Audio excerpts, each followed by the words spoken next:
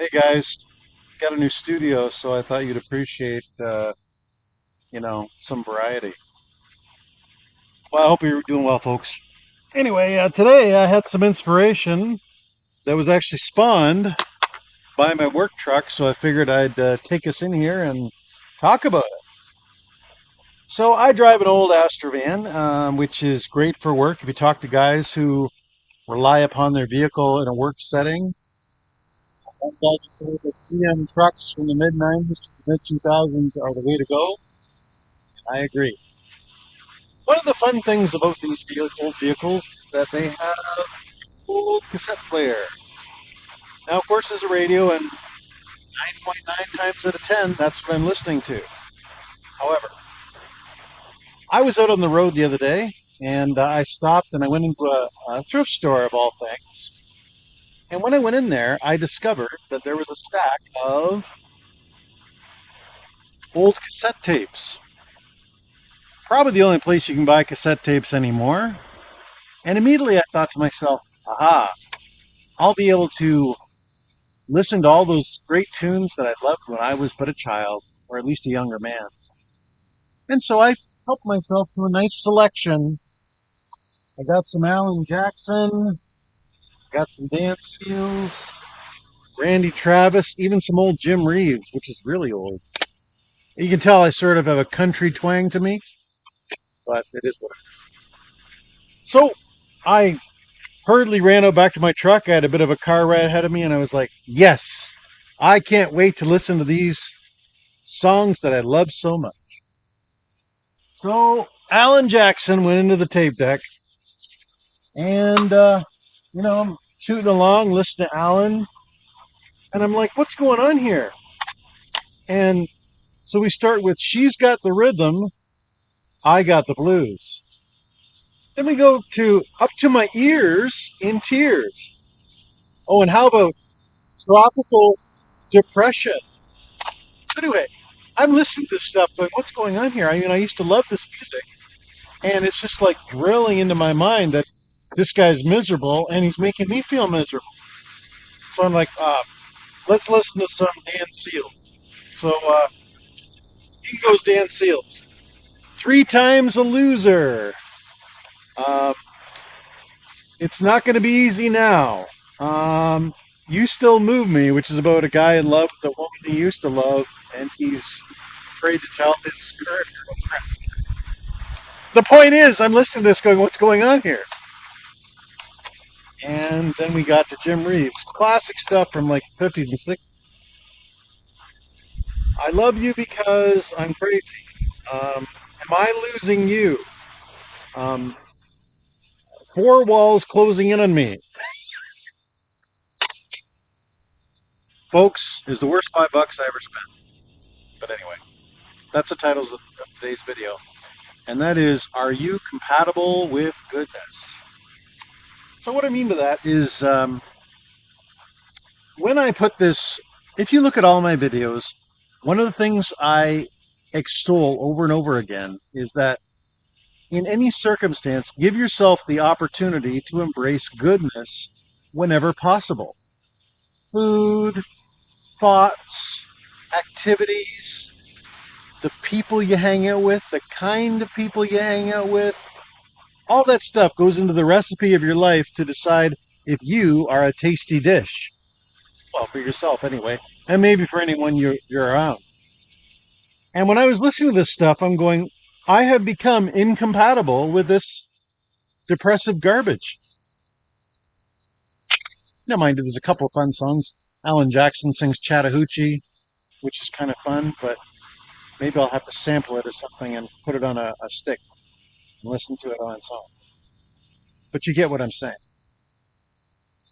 And so, yeah, it is very amusing to see how my own personal evolution has happened, and how a lot of the things that used to, like I used to be, I'm going to tell you my guilty pleasure. I used to love listening to George Michael's, and if you listen to George Michael's music, it's pretty, like sure there's some fun stuff, but there's a lot of it. It's like broken-hearted love stuff, from Careless Whisper to One More Try to A Different Corner. It's all like, oh my God, let's cry together. And this goes back to what I was telling you is that, if you go through the world and you just have a discussion with the average person, just ask them how they are. Not bad, could be worse, not so good. You're rarely ever going to have someone go, oh man, I just can't believe what a fantastic life I'm having. It's hilarious. But that actually got me thinking about a few circumstances that happened in my life that came to my memory as a result of the cassette tapes. I'm going to tell you a little bit about my work history. So I've always been a guy who's been self-employed, and for no other reason than the minutia of having to deal with management that may not be as productive as I may feel that I am, and I might be right or wrong about that, but I've been running my own ship for a long time, and it seems to make enough money that I'm very comfortable. But there have always been a few careers that I always wanted to try.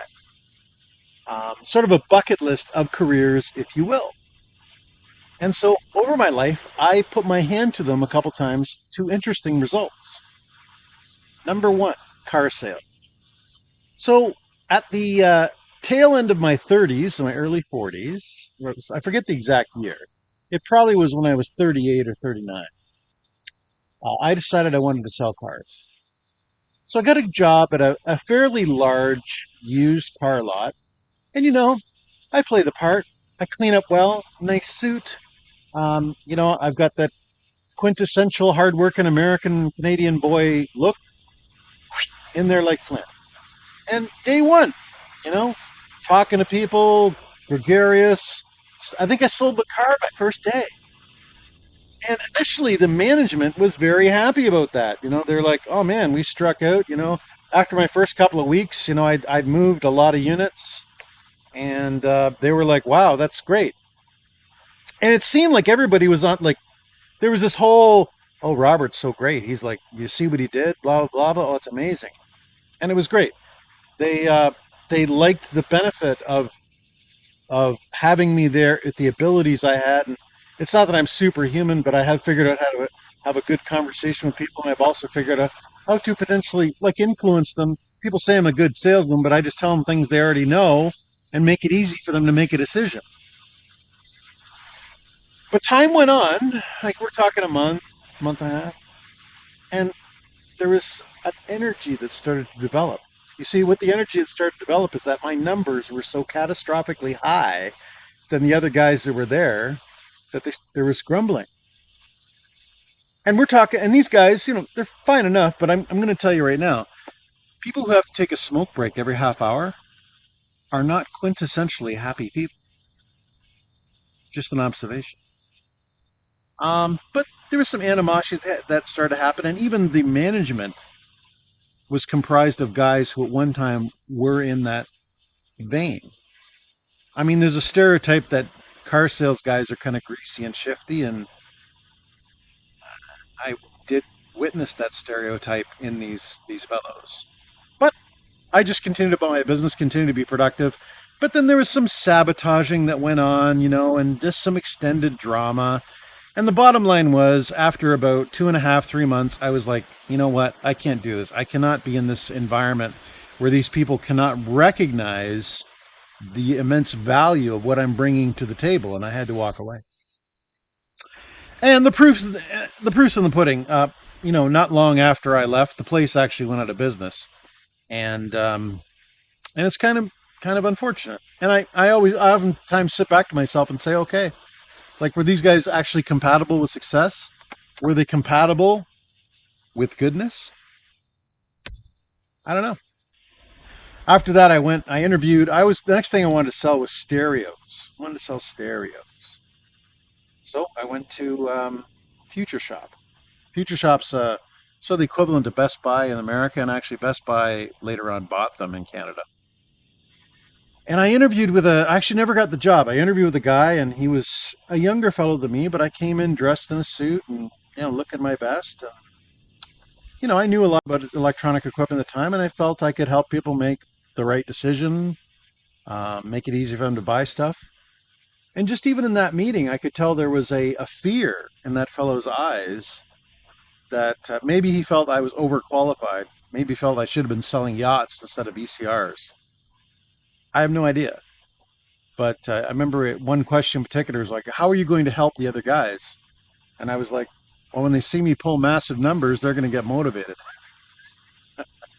Now, that being said, I've never been someone who poaches anything because, opportunity just flows into my life like a waterfall, and it's just up to me to have the vessel to scoop it up. So I did not get the job at Future Shop, and interestingly enough, a year later, they were acquired, or a couple years later, they were acquired by Best Buy because of success problems, and now they're on life support now. And would I have changed that organization? Well, I have no idea, but you know, maybe if I had moved, maybe if I had worked there, there would have been a change in paradigm. Um, you know, let's face it, a stick of dynamite can be ignited with a lighter, just a small flame, and the dynamite is significantly more powerful than the lighter. Who knows? The last place I worked was Whole Home. Whole Home was a type of outfit where you paid a membership fee. You paid a membership fee and you had access to manufacturer's pricing on home furniture, appliances, and renovation items. It was almost done like a timeshare. They'd bring people in, do this big presentation, and then you talk people into paying the membership fee of X number of dollars a month, so they could have access to this pricing. And once again, I was pulling fantastic numbers, ridiculous numbers. Well, ridiculous against the standard there. I'm not saying I was the best salesman in the nation, but once again, the similar paradigm that happened with the car sales staff, I started to see the animosity grow, and then there would be some sabotage, where you'd be some, look up gaslighting, look up all that kind of stuff, and I just had to walk away from that. And then ultimately, I went back to running my own shop, and well, I've always been successful and continue to be so, so I must do something right. But the takeaway I get from those circumstances, because of course I can say, "Oh, I'm so right and they're so wrong," but all I can tell you is they're out of business and I'm not. Um, you know, if we hop in our time machine, let's pretend we go back to that car dealership. When I was really pulling the big numbers there, instead of making a situation where I actually ultimately had to leave, let's pretend they'd pulled me aside and said, "Hey, we really like what you're doing. Perhaps you could help train the sales staff, or we could get rid of these sales guys and get new people in that you can cultivate and turn into awesome salesmen." They might still be in business.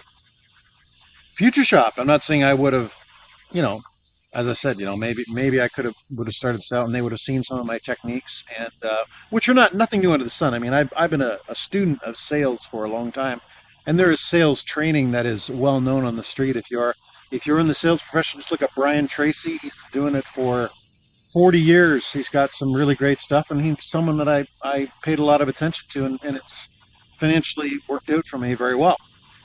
But who knows? Maybe I would have motivated them to do that. And the same hold true with the whole home furniture place. I don't know. We will never know. But as I said, I sit back and I think about it because, if you get anything from my videos, I certainly hope that I don't come across like a know-it-all because I'm just trying to be reflective about the reality that we live in to make people stand back and go, oh yeah, maybe there is something a little better I could do than what I've been doing, you know. And it's all about being compatible with goodness.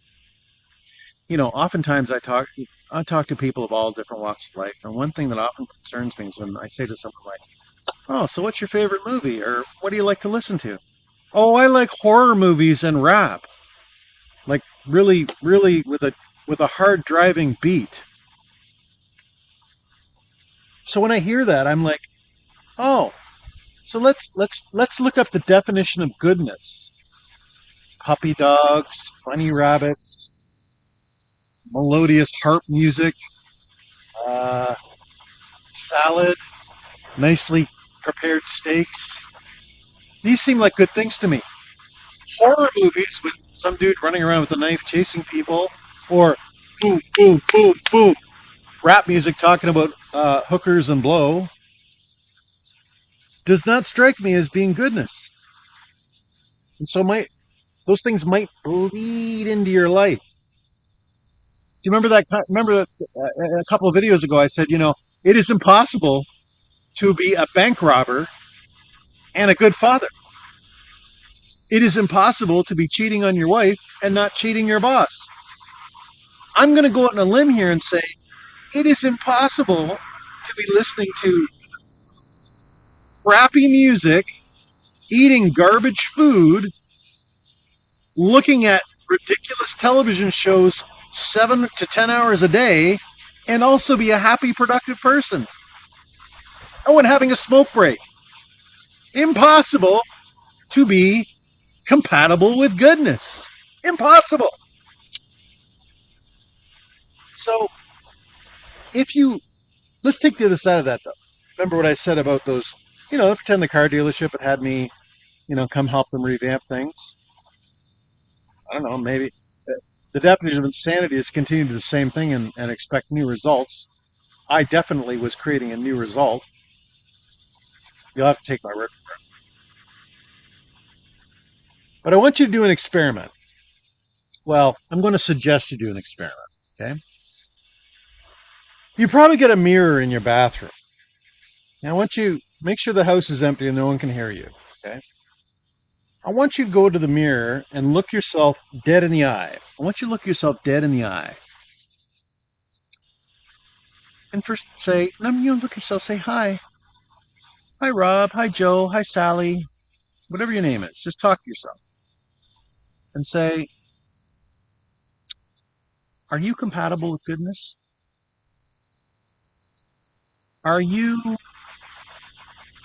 you have healthy food in your fridge? And, answer yourself. You can even write down the answer on a piece of paper. Do you have, when your phone rings, is this someone calling to have a wonderful conversation about, their wonderful life or the things that they have done that are so edifying, the people they're helping, the new experiences they're having that are so wonderful? Or are they talking smack about their partner or their neighbor or their kids or their job or their just general depressive state? Who's calling your phone?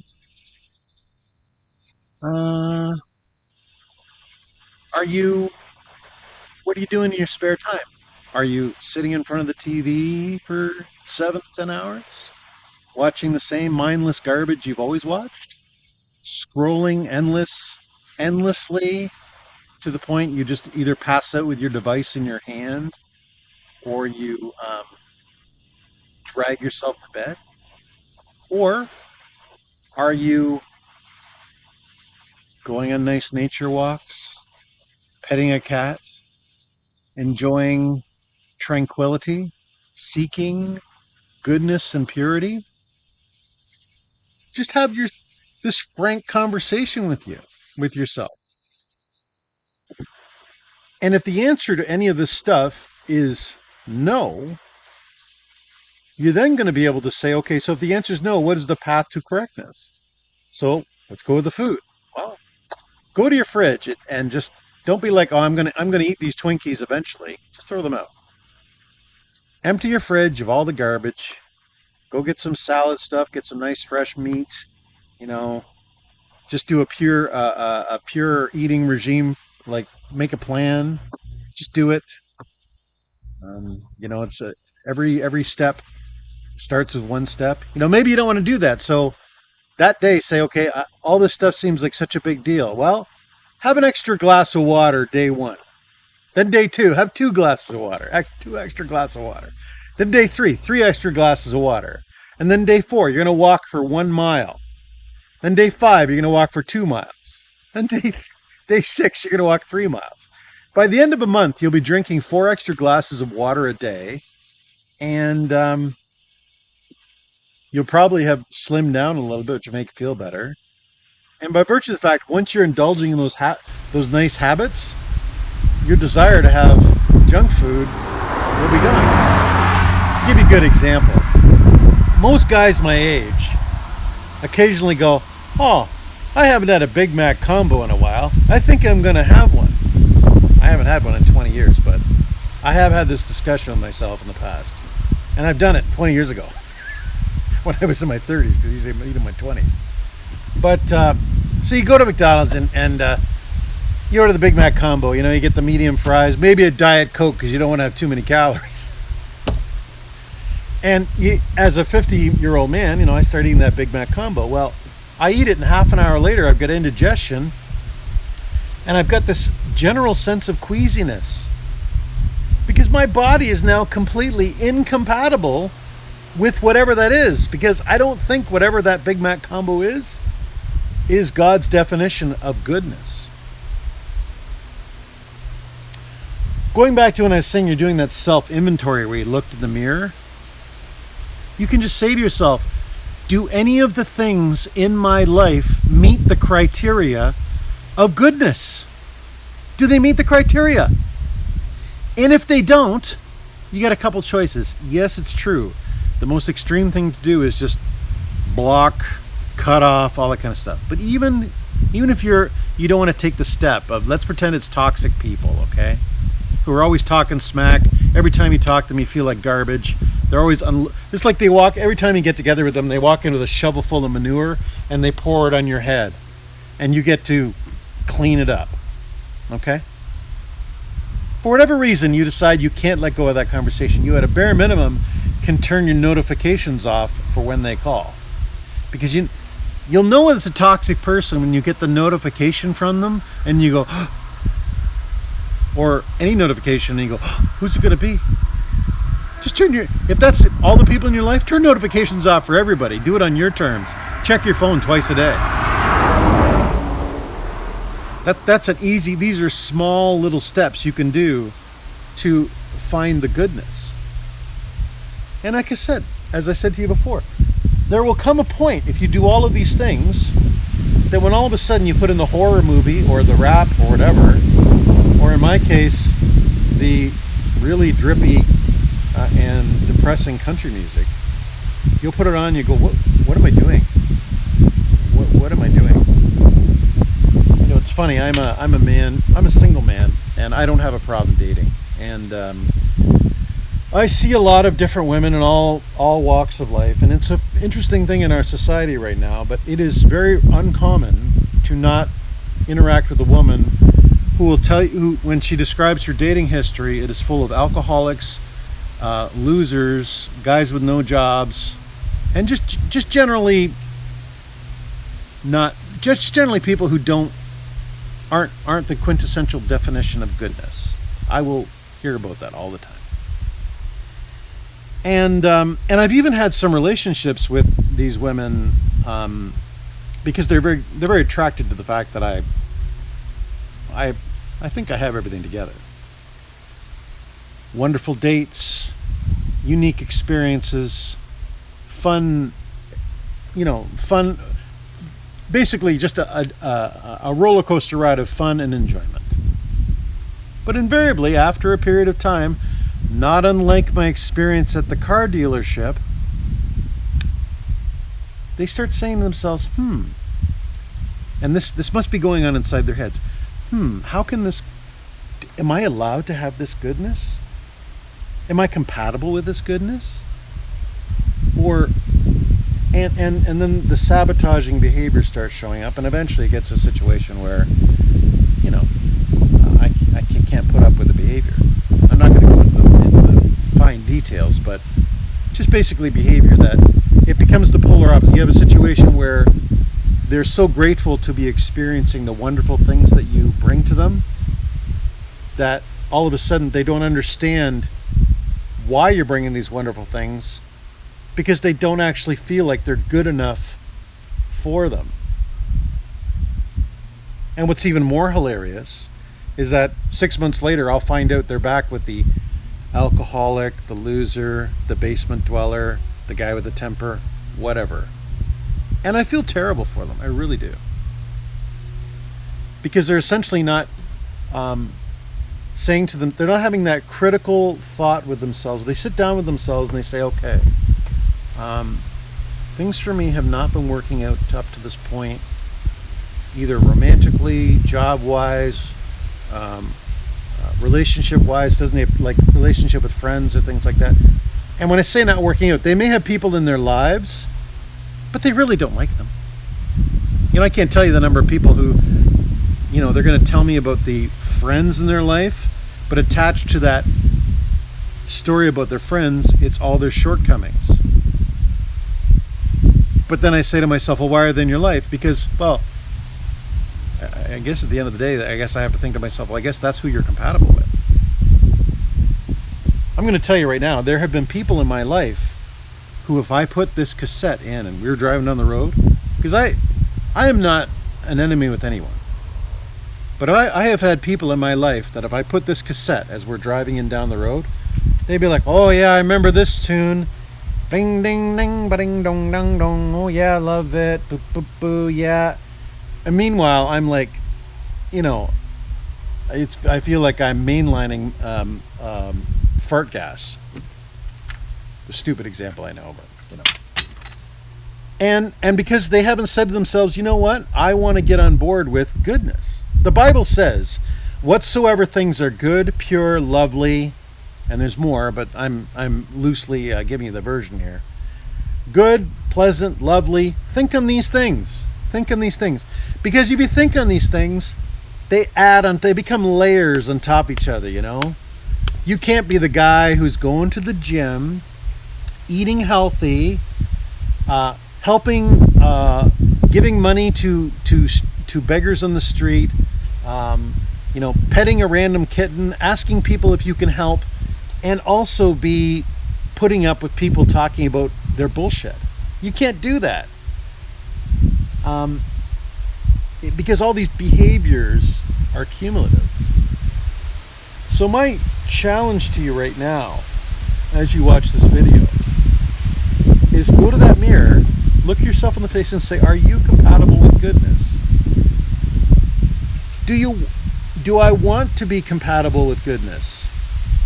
Or am I happy being depressed all the time and feeling like garbage? Like, if the answer is, yeah, I'm happy all the time to being depressed and complaining and feeling like garbage, I guess if that's your answer, it's easy to stay there. Or you can take these steps, because it is such a small, just these little tiny steps, and you can really make a big change. And then all of a sudden, this kind of garbage will be something you can't stand, because you will have become compatible with goodness.